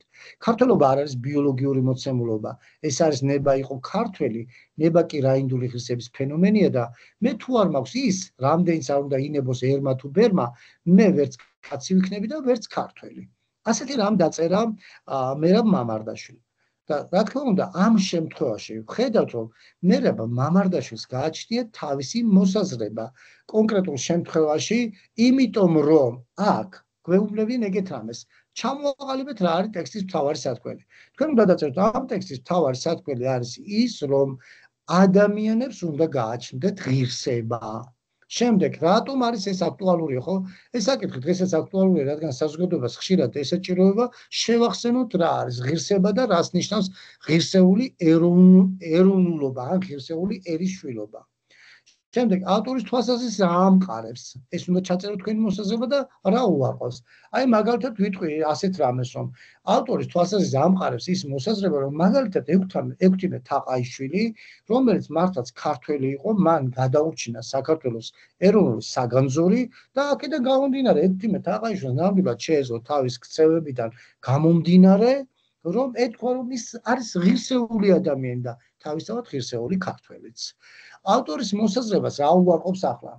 მიუხედავად იმისა, მაგალითად, რომ სტალინი, გინდაც ბერბიჭაშვილი, გინდაც ყორღანაშვილი და ასე შემდეგ და თუ გინდა ხოჯანაშვილის მიაყოლეთ მანდ თუ კი რაიმე მაქვს ცუდი ჩადენილი კაცობრიობისა და ქართველობის წინაშე, რომ აი მაგალითად ეს ადამიანები, რომლებიც ჩამოვთვალეთ, გენეტიკურად ქართველები არიან, მიუხედავად იმისა, რომ მათ ცუდი საქციელები და ცუდი რეპუტაცია აქვთ ზოგადად და ბუნებრივია ის, რომ ვიღაცამ ცუდი რამ ჩაიდინა, ეს გენეტიკას ვერ ცulis. ანუ ქართველიც ისევე როგორც ნებისმიერი სხვა ერის წარმომადგენელი შეიძლება იყოს ძალიან კარგი და შეიძლება იყოს ძალიან ცუდის გამკეთებელი. აქედან გამომდინარე შეგვიძლია ვთქვათ ის, რომ ადამიანები მიუხედავად იმისა, რას და როგორ აკეთებენ, გენეტიკური თვალსაზრისით მაინც არის ამა თუ იმ ერის შვილი. და ბოლოს უნდა ჩამოაყალიბოთ თქვენი მოსაზრება. ჩემთვის მისაღები არგუმენტი ეყრდნობა იმას, რომ ადამიანი მიუხედავად თავისი კეთილი თუ ბოროტის საქმიანობისა, წმინდა ბიოლოგიურ თვალსაზრისით არის ამა თუ იმ ერის შვილი. კარგია თუ ცუდია. ასე რომ მე მხარს ვუჭერ მაგალითად იმ მოსაზრებას, როდესაც ვამბობთ, რომ ეროვნება არა ღირსების მიხედვით უნდა განისაზღვროს, არამედ გენეტიკური თვალსაზრისით. ეს ახლა კონკრეტულ შემთხვევაში, რაც ავხსენი მე, არის მხოლოდ ერთი ნიმუში და დამერწმუნეთ, რომ ამდაგვარი ტესტი თქვენ არ შეგხვდებათ. იქ სხვა მოსაზრება გექნებათ, რომელიც შეიძლება იყოს ტექსტურად ბევრად დიდი, ვრცელი ამაზე, შეიძლება იყოს მცირე და ბუნებრივია, რომ თქვენ აი ამ ოთხ კითხვაზე უნდა გასცეთ პასუხი, სხვაზე არაფერზე. და როგორ ვაკეთებთ ამას ტესტის ყალიბში, აი აქ არის წარმოდგენილი და მინდა გითხრათ, რომ ამ ყველაფრის გათვალისწინებით თქვენ დაწერთ ძალიან კარგად იმას, რაც გითხარით. რაც შეეხება იმას, რომ ქართულის მასწავლებლები ვართ თუ პირველი მეოთხის კომბინირებულს ვაპირებთ, არ აქვს ამას მნიშვნელობა, საჭიროა ჩვენ ვიცავდეთ სახელმწიფო ენის, ანუ ქართული ენის მართლწერის საკითხებს. თუ თქვენ ხედავთ, რომ კონკრეტულ შემთხვევაში გაქვთ მართლწერის პრობლემები, აქ არის მოცემული იმ ისეთი ტიპის ბმულები, აი ამას დააკოპირებთ, ჩასვამთ ჩვეულებრივ ინტერნეტის ბრაუზერის მისამართში და არსებითი სახელის მართლწერასთან დაკავშირებული საკითხები ამოვა და ასე შემდეგ. რისთვის გვჭირდება ახლა ეს? ჩვენ ვახსენეთ ის, რომ როდესაც წერთ რამეს ენობრივი ნორმები თუ დავარღვიეთ, ამ შემთხვევაში ქულები გვაკლდება. მაგრამ ამის გარდა არის კიდევ ერთი ძალიან მნიშვნელოვანი საკითხი, მე-12 კლასის ქართულის მასწავლებლობის სურვილებს ევალებათ ის, რომ ამოიცნონ შეცდომები მოსწავლის ნაშრომში, ამოიწერონ და მიუწერონ რა ტიპის შეცდომაა ეს. ორთოგრაფიულია, მორფოლოგიურია, სინტაქსურია თუ როგორი. აქ არის ჩამოთვლილი შეცდომათა ტიპები, მე ეს ადრეც Facebook-საც მეწერა და იქიდან მაქვს გადმოკოპირებული. ორთოგრაფია არის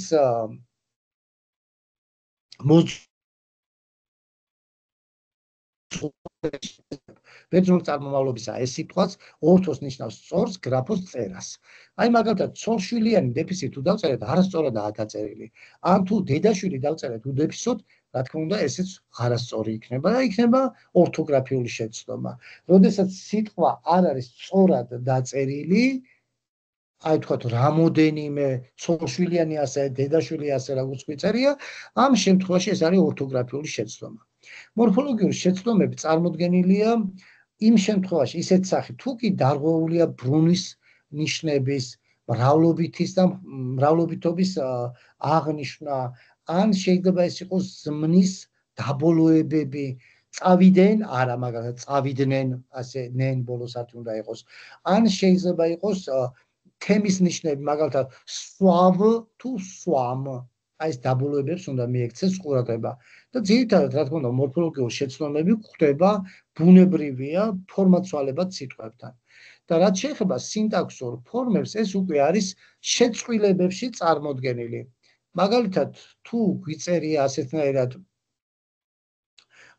ჩვენ წინაპარს, უკაცრავად აქ არ ჭირდება, ჩვენ წინაპარს, ან ორი ადამიანი მიდიან ან მოდიან, ეს უკვე აქ სწორად მიწერია უკაცრავად, ჩვენ მეგობარს არ უნდა გვეწეროს და უნდა გვეწეროს ჩვენს წინაპარს, ან ჩვენს მეგობარს, ან ორი ადამიანი მიდიან ან მოდიან, ორი ადამიანი მიდის ან მოდის.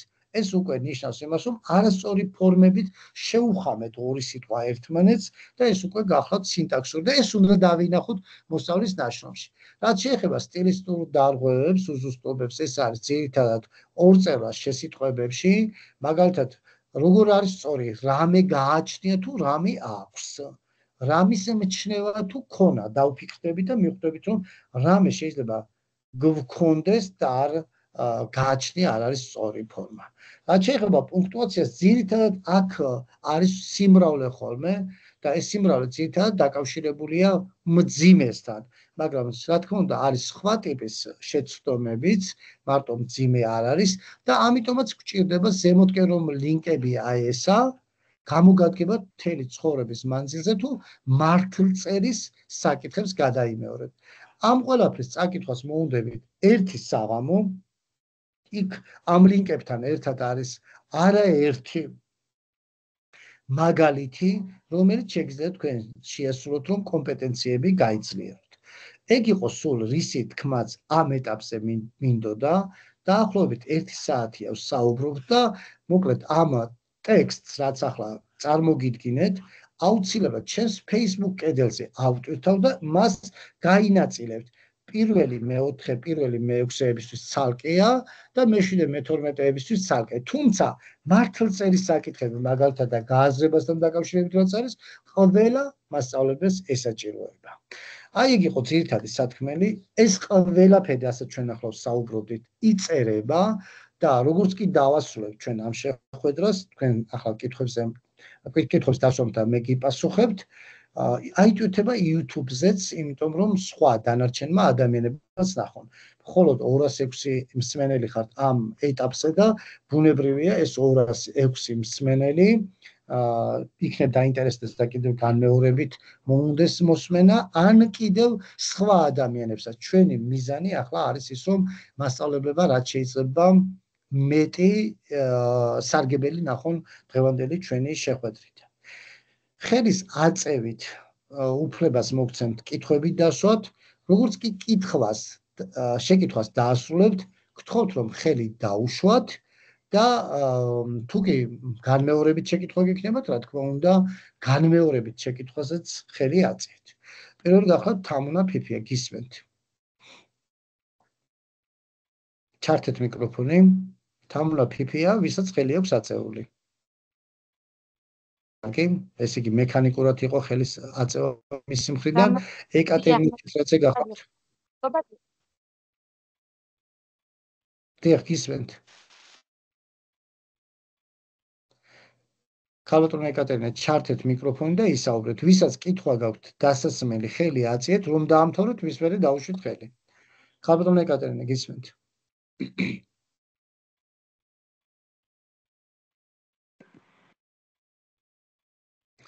ქალბატონი ეკატერინეს ხმა არ ისმის სამწუხაროდ, ჩემთან არ მოდის და მოდი მოგესალმებით, ბატონ როლანდ. მოგესალმებით. გამარჯობათ, მოგესალმებით, მოგიკითხავთ, დიდი პატივისცემით.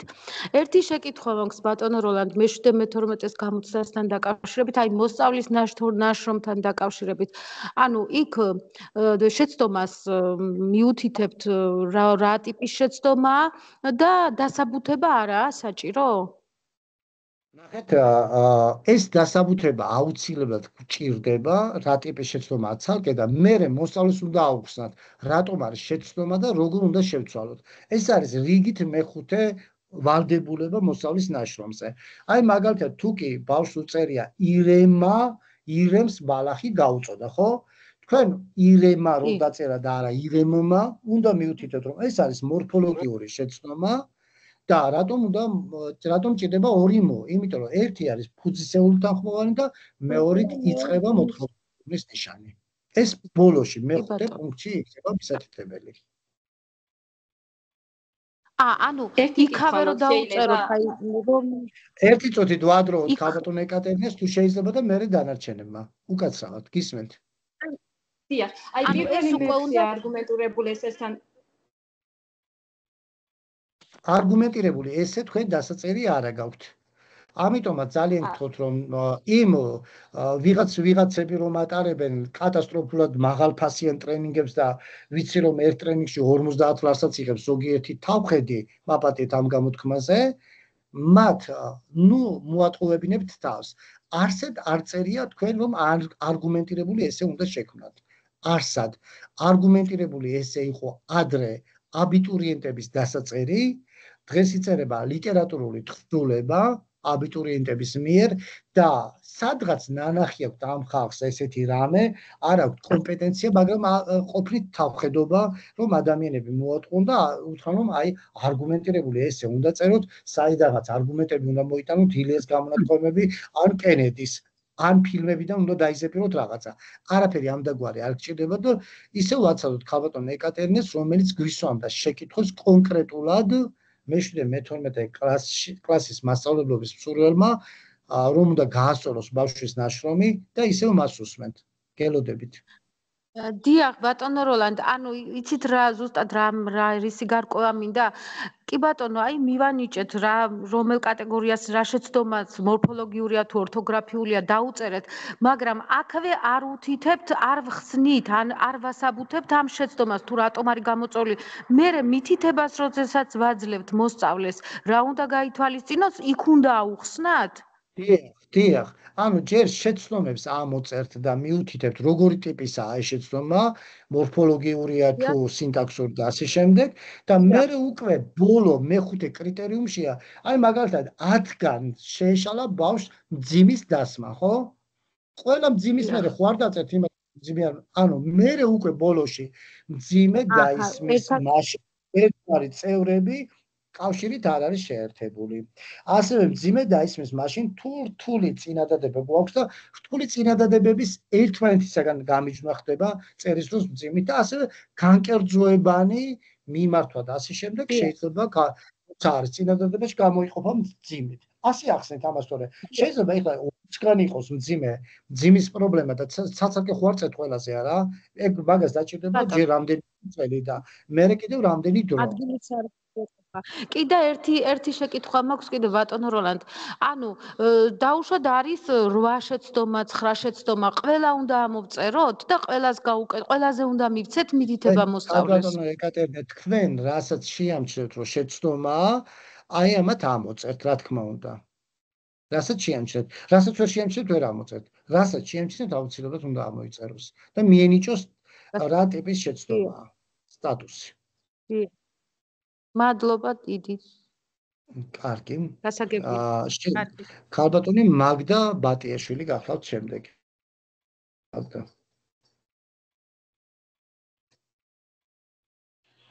გამარჯობა, მოგესალმებით და მადლობა პირველ რიგში ტრენინგისთვის. მე მაინტერესებს პირველ მე-6 კლასთან დაკავშირებით, ანალიტიკურ წერასთან დაკავშირებით თუ არ მახსოვს განათლების თეორიები. ეს იქნება თუ არა პრობლემა განათლებასთან დაკავშირებით რომ ანუ ნახეთ განათლების თეორიების ცოდნა პირველი უკაცრავად ქალბატონო მაგდა მაბადეთ ანუ თქვენ თუ ანალიტიკურ ნაშრომზე ამბობთ განვითარებისა და სწავლების თეორიების ცოდნა არ გჭირდებათ ყველაფერი წერია იმ ტესტის პირობაში რომელსაც წაიკითხავთ არანაირი იქ თქვენ ეს არ გჭირდებათ ეს ესაჭიროება მხოლოდ და მხოლოდ სპეცმასწავლებლის გამოცდას ვინც აბარებს აქ თქვენ სპეცები არ ახართ ხო არ ახართ სწავლების თეორიები და განვითარების თეორიების ცოდნა ევალებათ მხოლოდ სპეცებს ან სპეცუნარების ჩამბარებას ისიც ელემენტარულად აი თქვენ სავარაუდოდ ხართ იმ ადამიანების არასწორი აზრების ქვეშ მოქცეული რომლებიც ამბობენ რომ აი თურმე სწავლების თეორიები უნდა იცოდეთ მაგალითად ჰუმანისტური განვითარების თეორია რომლის ფუძემდებლები გახლავთ მასლოუ და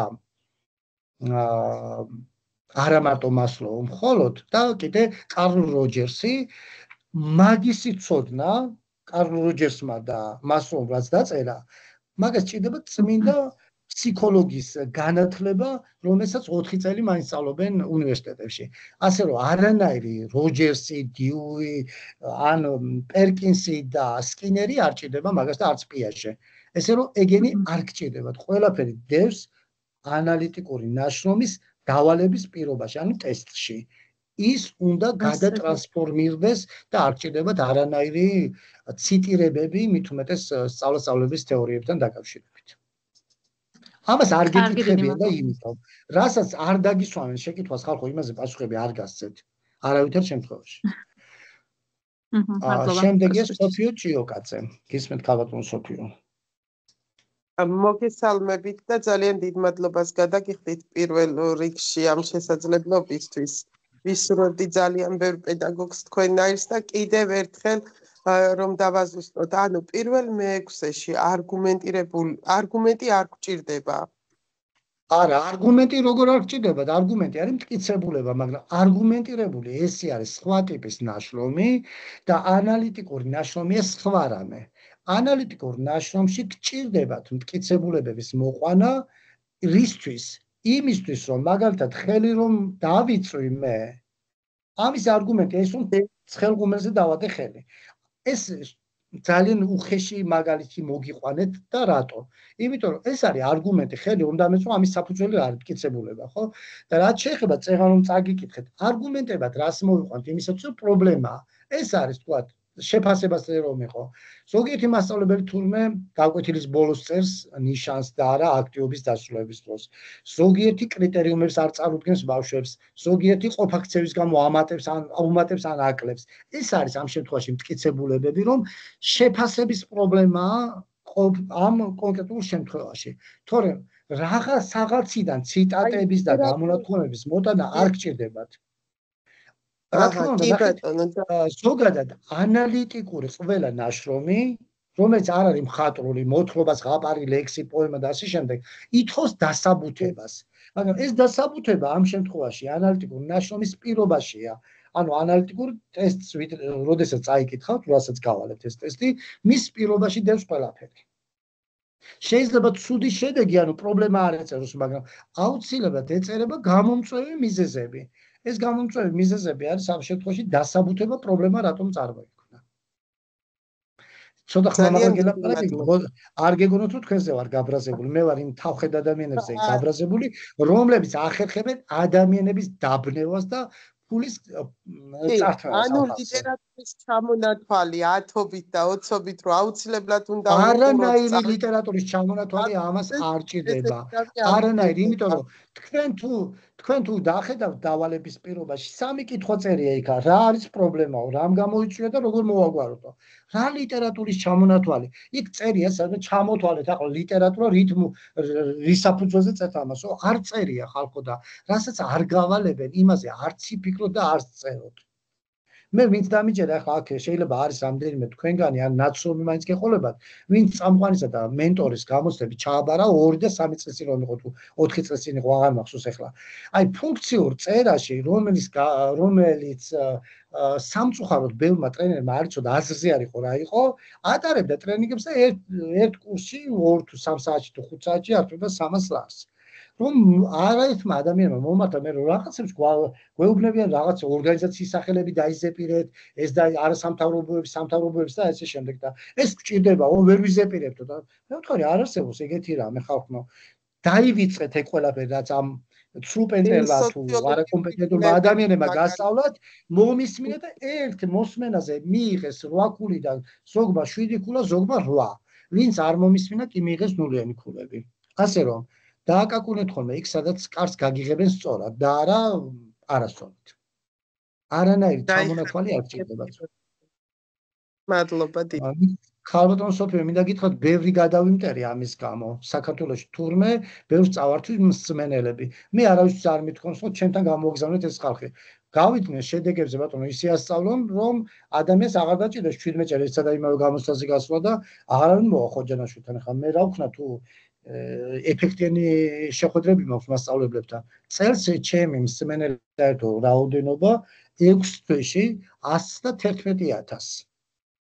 ავტორიზაციის იმის ამის 1000 და ტრენინგებს ვატარებთ, რაც საჭიროა სკოლისთვის და მასწავლებლებისათვის. რატომ მოდის ეს ამდენი ხალხი ჩემთან? იმიტომ რომ წყვილს ვეუბნები. აი ეგო კაცო, გიმარტივებთ ყველაფერს და ამბობთ რომ ადვილიაო და ადვილი არ არის. რატომ არ არის ადვილი? ზუსტადაც ადვილია, ძალიან მარტივიც. ჩვეულებრივ ყველა თქვენგან შეგიძლიათ ეს გამოცდა ჩააბაროთ. და როგორც კი ვინმე შემოვა და გეტყვით, სამწუხაროდ მათემატიკის მასწავლებლების ჩვევა ეგა. თქვენ მათემატიკა, ქართული და მუსიკა ხო არ გონიათ რომ ადვილად ჩააბაროთ. ეს იმნაირია მაინც ვერ ისწავლეთ. ამას რომ ბავშვს ეტყვის ვინმე, ხო? ეგ უკვე ნიშნავს იმას, რომ ბავშვს ეწყება უბწეობის განცდა და დამთავრდა. რა არის აქ გაურკვეველი და გაუგებარი? ძალიან მარტივი რამეა. იმდენად მარტივიც, რომ გათავისუფლდით სხვების რაღაც ტრაფარეტული უარგუმენტო და უსაფუძვლო დიდაქტიკისაგან და კითხვებზე გაეცით პასუხი. ტესტი, რასაც გავალებთ, მხოლოდ ის, არაფერი შეუძლებელი მანდ არ არის. მე ძირითადად ახლა ახალი კი არაფერი მისწავლები ახლა ერთადერთი რასაც გეუბნებით, დავალების პირობა წაიკითხეთ და დავალების პირობაში თითქმის 80% არის უკვე პასუხი ჩაწერილი. უბრალოდ სწორად უნდა დაწეროთ მე ეგ, იაზრუნოთ და დამთავრდეთ. კარგი, მალვინა ზოიცე. ნამდვილად დაგვეხმარეთ. გესალმებით ბატონო, მადლობა. ცოტა ხმა მაღლა თუ შეიძლება ხმა არ მოდის ჩემთან. მადლობა მხარდაჭერისათვის პედაგოგებზე.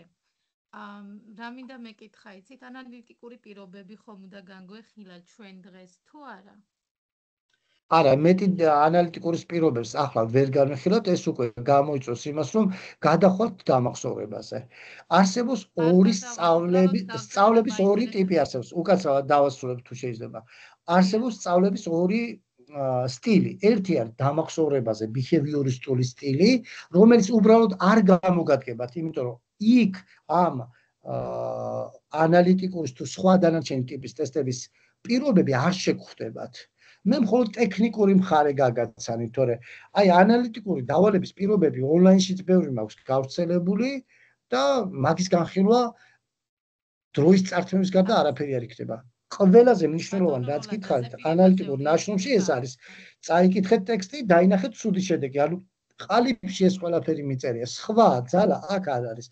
იმიტომ რომ მე 100 პირობაც რომ შემოგთავაზოთ და 100-ის მიხედვით შემოგთავაზოთ პასუხებიც, იცოდეთ რომ არაფრით ეგ არ შეგხვდებათ იქ. შარშანდელ და შარშანდელ ტესტებზე ხო აღარაფერს ვაპარაკობთ და აღარაფერს ვაპარაკობთ. უბრალოდ ის თქვენი გამოგზავნილი გავაკეთე და მაინტერესებდა აი როგორ. ხო, ეს ახლა თქვენ გაქვთ ძალიან ბევრი თქვენგანს აქვს იმისი შესაძლებლობა რომ მე ვატარებ კიდევ სერიებს ამ ტრენინგებისას და შეგიძლიათ რომ პირველი მე-6-ეს ანალიტიკურებისთვის ვისაც გაქვთ მეტი შეკითხვები, ჩვენ ამას ვიწყებთ 8 ივლისიდან ყოველდღიურად საღამოობით და შეგეძლებათ იქ თქვენი მოსაზრებები მე გადაამოწმოთ. ბარბარეს ედგინიციეს შემდეგი. მადლობა ბატონო. მოგესალმებით, მე ფაქტიურად ქალბატონ სოფიოს კითხვას ვიმეორებ. ესე იგი, შეფასების რუბრიკაში რომ გვიწერია რომ არგუმენტები მოიყვანეთო, იქ არ გვჭირდება პარალელები ფილმებთან, ლიტერატურულ ნაწარმოებებთან და ასევე განათლების თეორიასთან და ისევ ტექსტიდან გამომდინარე, დავალებიდან გამომდინარე რა თქმა უნდა, არგუმენტები, ნახეთ, არგუმენტი არის იგივე მტკიცებულება. ეს მტკიცებულება არ ნიშნავს ლიტერატურიდან, ფილმებიდან და მეცნიერების ნაზრებიდან იქიდან რაღაცების წამოღებას. იმიტომ რომ თქვენ, როდესაც გამოცდაზე გადიხართ, ციტატების დამახსოვრება საიდან გექნებათ ამდენი. ანუ ნახეთ, ეს გამოცდები, ისევ როგორც ყველა სხვა გამოცდა, არის გააზრებაზე დამოკიდებული და არავითარ შემთხვევაში ვიღაცის ციტატების დაზეპირებაზე. ასე რომ საერთოდ არ ვიფიქროთ იმაზე, რომ საღაციდან გჭირდებათ პარალელების მოხმობა, ეს პარალელები ჭირდებათ აბიტურიენტებს, რომლებიც ლიტერატურულ თხზულებებს წერენ და თქვენ ლიტერატურული თხზულება არ გაქვთ დასაწერი. მეტნაირად რა გაგითხათ? ვიცი რომ აი ეს შეკითხვა რომ მოდის ბარბარე იყო მე მგონი ზედგინიძეს შეკითხვის ავტორი, მადლობთ რომ გაიმეორეთ და კიდევ ერთხელ გეტყვით ამას გამოკვეთით. ის რასაც აბიტურიენტები წერენ არის ლიტერატურული თხზულება და ჭირდება პარალელები, მაგრამ ეს არ არის ლიტერატურული თხზულება, ეს არის ანალიტიკური ნაშრომი, რომელშიც უნდა ამოვიცნოთ პრობლემა, მისი გამოწვევის მიზეზი, პრობლემა რა გამოწვევების წინაშე გვაყენებს და როგორ უნდა მოვაგვაროთ. ამას არ ჭირდება არანაირი პარალელი, არც დიუი და არც როჯერსი, არც გოგებაშვილი და არც ილია ჭავჭავაძე, არც დავით აღმაშენებელი. რა გითხრათ სხვა? უკაცრავად ჩავეკრები, იქ მაგალითით წერია, შეფასების სქემაში წერია, რომ არგუმენტი და მაგალითი მოიყვანეთო და ეს არგუმენტი ჩაითვლება მაგალითადაც. ეს არის, ანუ ნახეთ ახლა შეგიძლიათ გამდიდროთ რაღაცით ხალხო, მაგრამ თქვენ რომ ციტატები წეროთ, ამის ვალდებულება არა გაქვთ. თქვენ იმ სამ კითხვაზე გაეცით პასუხი და დამთავრდა. კითხვების პასუხის გაცემა ნიშნავს უკვე არგუმენტირებულად გექნებათ დაწერილი. წერია სადმე ციტატები გადმოიღეთ ჭავჭავაძიდან და საღაციდან არ გეუბნებიან. ლიტერატურული თუ სხვა ტიპის პარალელები ამ ტიპის ნაშრომს არ ჭირდება. იმიტომ რომ როგორც კი თქვენ დაიწყებთ პარალელების ზენა, ჯერ თქვენ უნდა გადაგიცხელდეთ. მერე კაცი შვილმა არ იცის რა პარალელს მოიყვანთ და გამოადგება თუ არა ეს ყველაფერი ამ ნაშრომს. შეფასების კრიტერიუმებს დაანებეთ ხალხო თავი. თქვენ გაქვთ თქვენი დავალების პირობა. ამ პირობას უპასუხეთ. ის სამი რაც არის და დამთავრდა. სხვა არაფერი არ გევალებათ. ამდენი პარალელები თუა მოსაყვანი და ესე შემდეგ. 120 სიტყვა რატო დაგვიწერეს რომ ანალიტიკური ნაშრომი 120 სიტყვაზე ნაკლები არ იყოს და ხატრული ანალიზი ტექსტისა უნდა იყოს 100 სიტყვა. თქვენ რა გონიათ ახლა ხატრული ტექსტის ანალიზი, მართლა რომ ხატრული ანალიზი გავაკეთოთ 100 სიტყვაში ჩაეტევა? არა.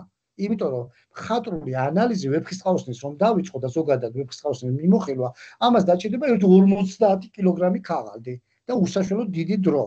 ვერ გავაკეთებთ ამას. და გეუბნებიან სულ ორ რამეს, მე-12-ების 20 ქულიანზე გეუბნებით. რა არის ავტორის მთავარი სათქმელი და რით გადმოსცა ეს? დამთავრდა. არაფერს არ გეკითხებიან სხვას. დანარჩენი შეფასების კრიტერიუმები რაც არის, ეგ არის არა თქვენი საქმე, არამედ შემფასებლის, ვინც ქულებს გიწერთ თქვენ. თუ გჯერათ და თუ არ გჯერათ, ბატონო, თქვენი საქმისა თქვენიც, ეხლა მე ვერ დაგაწალებთ ვერავითარ შემთხვევაში. შემდეგი თამარ სამუშია, გისმენთ ბატონო თამარ. მოგესალმებით. ბატონო როლანდ, არის აზრთა სხვადასხვაობა იმასთან დაკავშირებით, რომ სავარაუდოდ ხელოვნური ინტელექტზე იქნება თემა. და ბევრი მუშაობს უკვე ამ თემაზე და თქვენ რას გვეტყვით, თქვენი რჩევა ამასთან დაკავშირებით? იცით რა არის? ხელოვნური ინტელექტზე იქნება თუ ბუნებრივზე, შეიძლება სულაც მოიტანონ მაგალითად არა ხელოვნური ინტელექტის შესახებ, არამედ თქვან მაგალითად გარდნერის ბუნებრივი ინტელექტის შესახებ. ყველაფერი ფაქტობრივად იქნება მოცემული კონკრეტულ ტესტში. წასვლა არსად არ გჭირდებათ, გააზრება გჭირდებათ. ხელოვნური ინტელექტის შესახებ ახლა ვიც ეგ თქვა, დაესიზმრა თუ რა, კანონმდებლობით აკრძალულია ნაეკიდან რამე ინფორმაციის გამოტანა.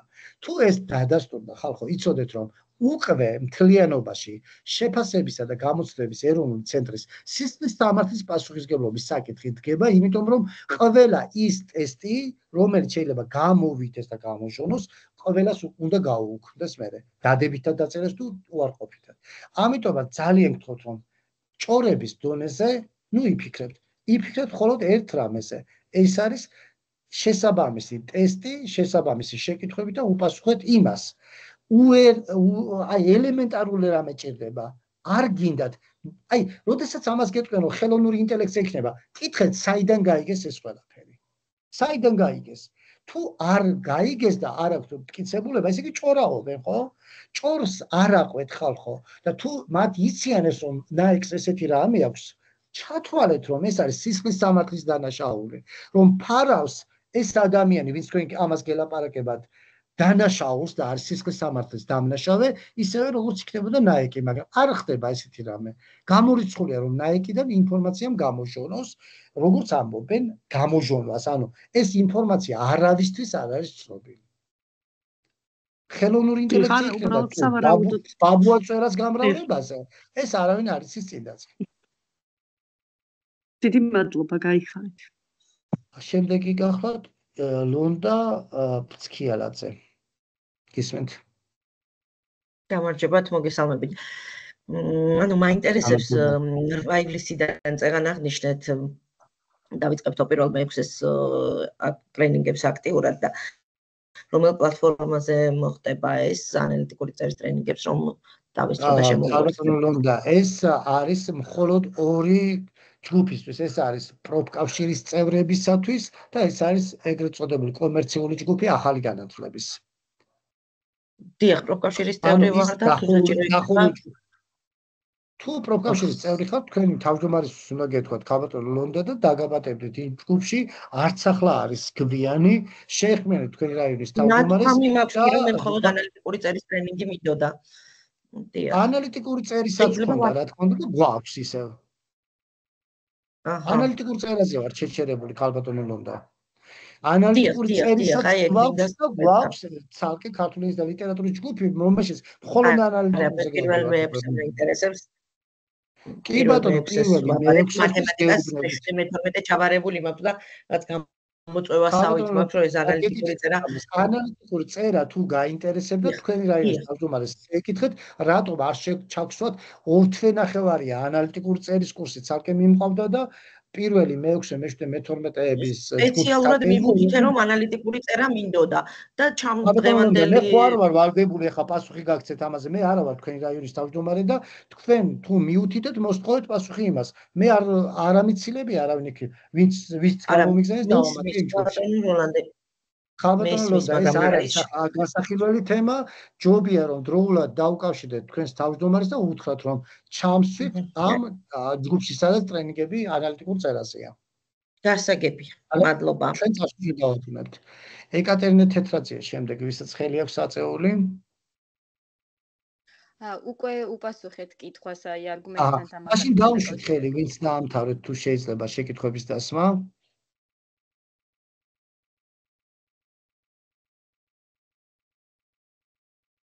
ხო, ესე იგი დავიმთავრებია, იმიტომ რომ აბსოლუტურად ყველა თქვენგანი, ვინც ხელს იწევდით, არის თქვენს კითხვებზე პასუხები გაცემული. სავარაუდოდ საღამოთ ეს უკვე YouTube არხზე ატვირთული იქნება და გაზიარდება Facebook-ის საშუალებით. ჩვეულებრივ როლანდ ხოჯანაშვილი მოძებნით Facebook-ზე და ნახავთ იქ ამ ჩანაწერს. თუ რომელიმე თქვენგანს რაიმე კონკრეტული შეკითხვა გექნებათ ამ წუთში 182 ადამიანი ხართ, ამ მიმართულებით, რაზედაც ვლაპარაკობთ, ჩემთან ძალიან მარტივია კითხვის გამოგზავნა. მიუხედავად იმისა, ვინ ხართ, სახელ და გვარს არ აქვს მნიშვნელობა, შეგიძლიათ მომწეროთ თქვენი შეკითხვა Facebook-ზე, Messenger-ში და 24 საათში ყველა თქვენგანი მიიღებთ ან წერილობით, ან ეგრეთ წოდებული voice-ის სახით პასუხს. აუცილებლად. მეტი რა გითხრათ, ამ წუთში თუ კი ვინმეს გაქვთ შეფერხება, დაუზარებლად მომწერეთ შეკითხვა და დაუზარებლად გიპასუხებთ 24 საათში, მანამდე ვერა. შესაძლოა 1 საათში გიპასუხოთ ამ 15 წუთში, მაგრამ 24 საათს მე არ ვაცილებ არასოდეს არც ერთი მასწავლებლის შეკითხვას. ეს იქნება ანალიტიკურ წერაზე, ავტორიზაციაზე, თუ ნებისმიერ სხვა საკითხზე, რაც შეეხება ზოგად განათლებას. რაც შეეხება ახლა რომ მკითხოთ, მანქანა როგორ უნდა დაძრათ ადგილიდან, ამაზე პასუხს ვერ გაგცემთ, იმიტომ რომ არ ვიცი და არ მეხერხება, მაგრამ რაც ვიცი, იმაზე აუცილებლად გიპასუხებთ ნებისმიერ თქვენგანს. კარგი, მოკლედ წარმატებებს გისურვებთ ყველა თქვენგანს. ასე გვეუბნებიან ფსიქოლოგები. რა უნდა მოიცილოთ პირველად საქმის კეთების დროს, ეს იქნება თქვათ ნამსხვრის გამოცხობა თუ გამოცდის ჩაბარება. ფსიქოლოგები გვირჩევენ პირველ რიგში მოიცილეთ სირცხვილის შეგრძნება და წარუმატებლობის შეგრძნება. არავინ არ არის თქვენზე უკეთესი, ვინც ეს ჩააბარა და ამიტომაც გქონდეთ იმის რწმენა, რომ ყველაფერი კარგად იქნება. დარწმუნებული ვარ, რომ ბევრი თქვენგანი მომწერს გამოცდების ჩაბარების შემდეგ და სასურველი ქულების მიღების შემდეგ, რომ აი თითქოს გვერდით მეჯექი და მიხსნიდი რა უნდა მეკეთებინა და როგორ.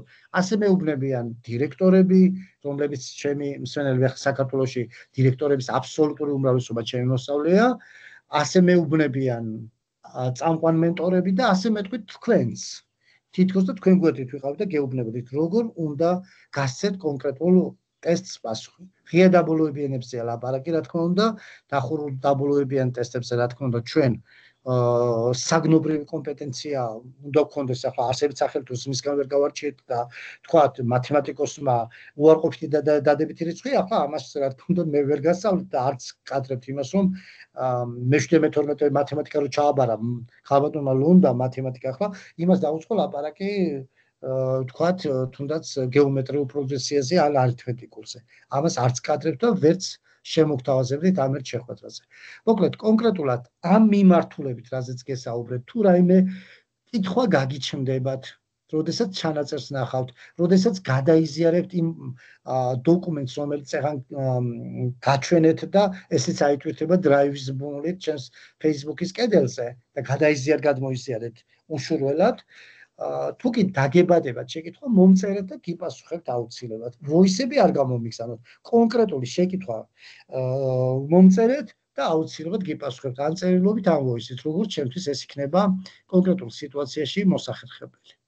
დაგემშვიდობებით იმ მოლოდინით, რომ ბევრი თქვენგანი მომწერს, რომ წარმატებებს მიაღწიეთ. მე დარწმუნებული ვარ ამაში. მთავარია თქვენ არ შეიტანოთ ეჭვი. ავე დროებით და წარმატებები ყველა თქვენგანს. ასევე ბატონო. ძალიან დიდი